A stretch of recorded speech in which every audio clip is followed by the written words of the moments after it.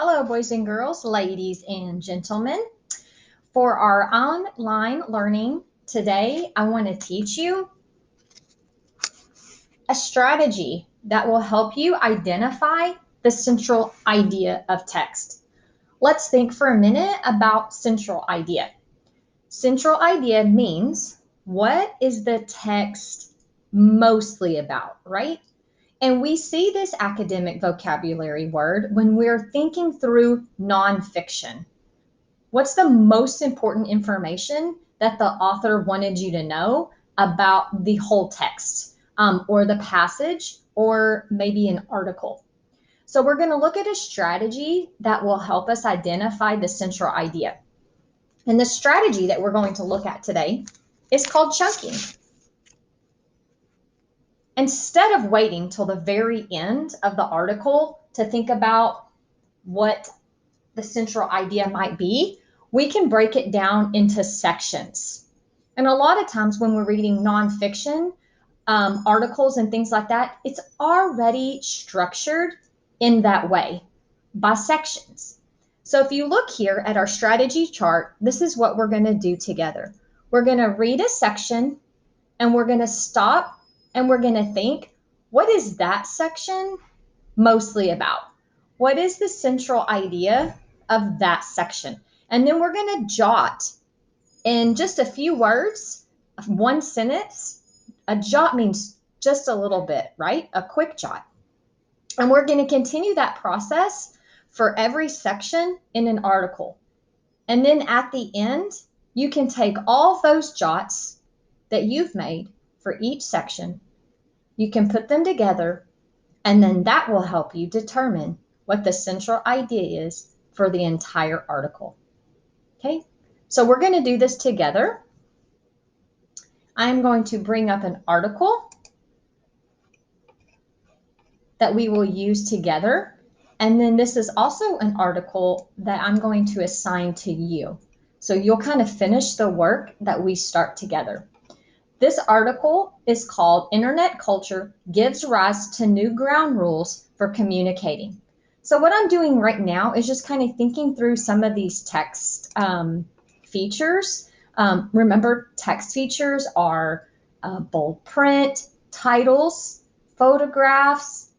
If we see any diagrams or captions, maps, those are all text features. And we're going to think about, how do those text features help me identify the central idea?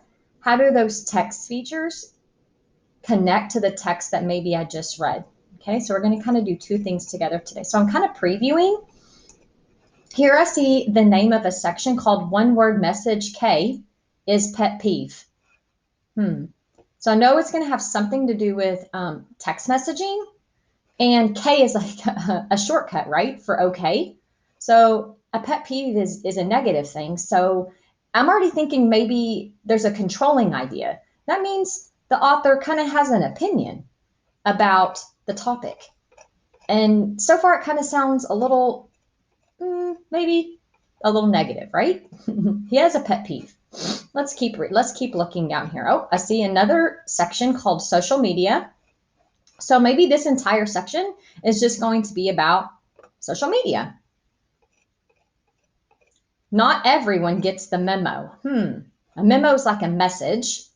So maybe again, I'm hearing a little bit of controlling idea that there's some downfalls or some negative things that might happen when we're talking about digital communication.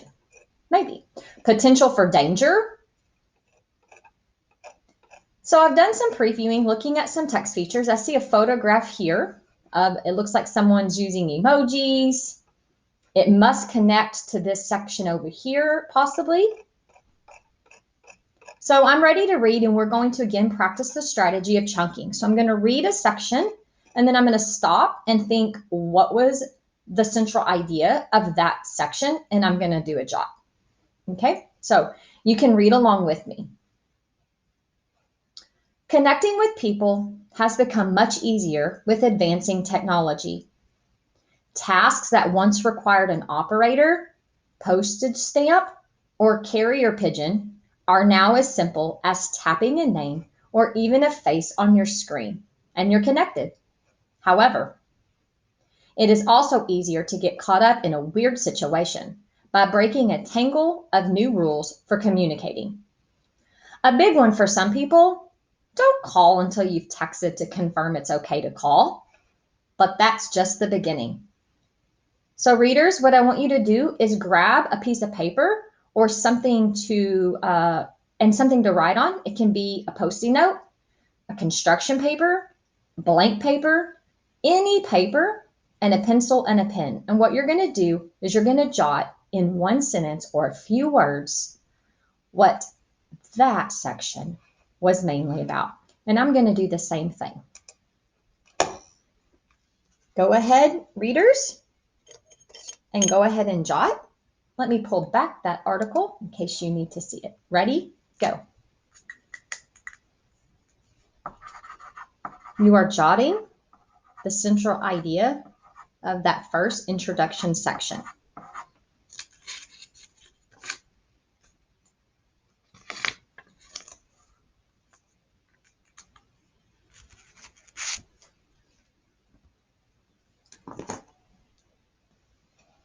Okay, readers, I'm going to share my jot with you. And I just have a piece of paper here. And I am going to maybe say intro. So I know that this is like that introduction section. And my jot says this: technology has advanced over time. However, new rules apply. I put that into my own words, right? I read and then I kind of pulled out what that section was mainly about. And I wanted to make sure I included a little bit of that controlling idea that the author, his viewpoint on that technology, right? That these new rules apply. And he doesn't seem to be quite a big fan, right? Okay, so we're going to do the next paragraph together before you finish on your own. The next section is one word message. K is pet peeve. Here we go. Follow along as I read. I'm usually pretty chill and not much bothers me, said Mark Angelo, a 29-year-old office manager from White Plains, New York. But the one thing that really gets under his skin, that he hates more than anything else in life, is the horrendous one-word message K. At the very least, reply with "got it," Angelo said. At least give me the courtesy of a few words here. You're not that busy. Ramon Bruce, a 29-year-old DJ from the Bronx, said his personal list of digital communication rules runs long. Don't text me and say, "Hey, did you get my last text?" You know that I got it, Bruce said. I get kind of annoyed when I text someone and then they respond by calling me. And I hate when people FaceTime me out of nowhere like, don't do that. Okay, readers, we are going to do the same thing. You're going to grab, oops, let me get rid of that.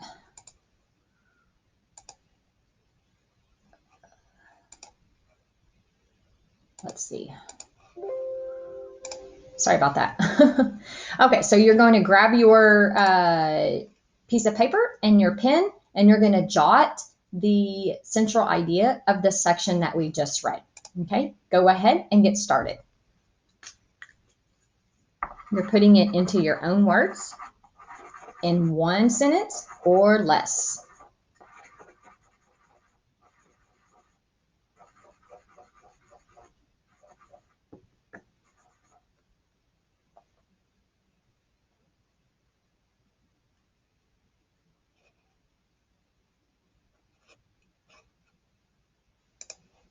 Okay, readers, I'm going to share my jot, and maybe I'm going to title this section Pet Peeve K, and I'll know what that means, right? These jots are for you. And here's my jot, and I know you may not have finished yours, and you'll have time after this to go ahead and finish, okay? Some people get annoyed if the texting rules aren't followed. So that's really what that section was mainly about. It was that people kind of get annoyed if these unspoken rules aren't followed. And also, some people that don't really know the rules, right, kind of get annoyed as well. So I could have included that as well. Again, some of that kind of controlling idea. Remember, controlling idea is just kind of what is the author's viewpoint, negative, positive, about the topic. Okay, so boys and girls, what you're going to do on our lesson plans is you'll find the link. It's a hyperlinked in a document, and you will continue to finish this process. Okay, you'll look at this section and write the central idea in a jot in this section all the way to the end. And then what I want you to try is to take all of your jots and start putting them together when you're finished, to see if you can start to develop a sentence about what the entire central idea is of that entire